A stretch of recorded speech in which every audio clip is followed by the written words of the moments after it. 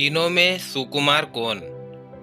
राजा विक्रमादित्य अपने कंधे पर बेताल को लादने की कई कोशिश कर चुके थे, लेकिन हर बार बेताल कोई ना कोई नई कहानी सुनाता और राजा विक्रमादित्य के हाथों से बच निकलता। इस बार भी बेताल ने राजा विक्रमादित्य को एक नई कहानी सुनाई। बेताल कहानी शुरू करते हुए कहने लगा कि एक बार की बात है, अंग देश के एक गांव में एक ब्राह्मण अपनी पत्नी और 3 बेटों के साथ खुशी से रहता था।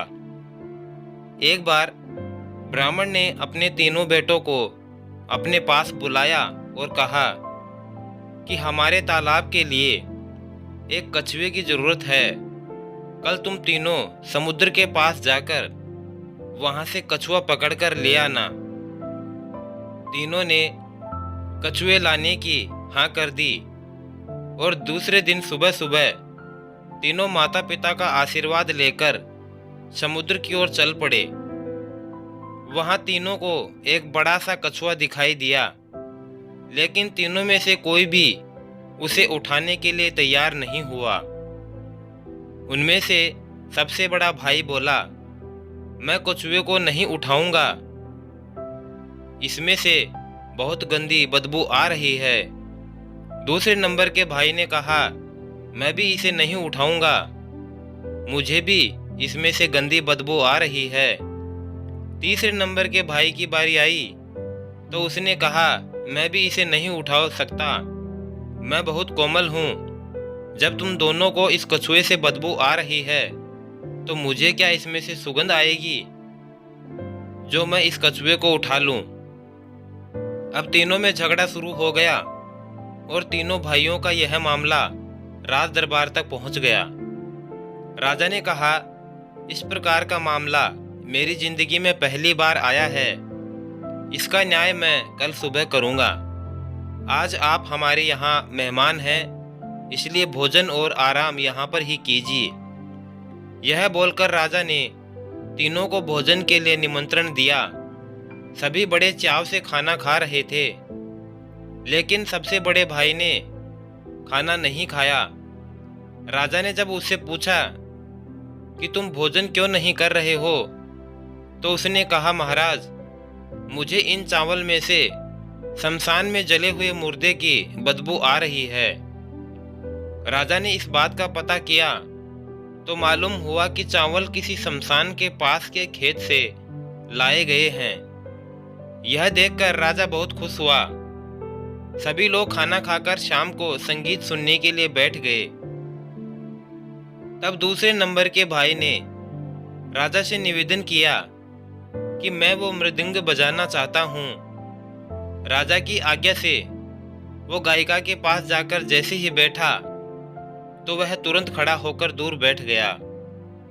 राजा ने खड़े होने का कारण पूछा तो दूसरे नंबर के भाई ने कहा कि मुझे इस गायिका से बकरी के दूध की बदबू आ रही है और वो मुझे पसंद नहीं है। जब राजा ने इस बात का पता किया तो मालूम चला कि बचपन में गायिका को बकरी का दूध दिया जाता था। राजा एक बार फिर से खुश हो गया। इसके बाद सभी लोग सोने के लिए चले गए। दोनों भाई आराम से सो गए, लेकिन सबसे छोटे भाई को नींद नहीं आ रही थी। राजा ने अपने एक सेवक को आदेश दिया कि जाकर तीनों को देख आओ कि वे सोए हैं या अब तक जाग रहे हैं। सेवक गया तो उसने देखा कि सबसे छोटे भाई को छोड़कर बाकी दोनों भाई सो गए हैं।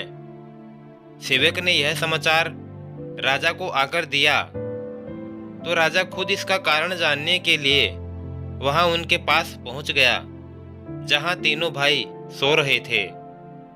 राजा को देखकर तीनों उठकर बैठ गए।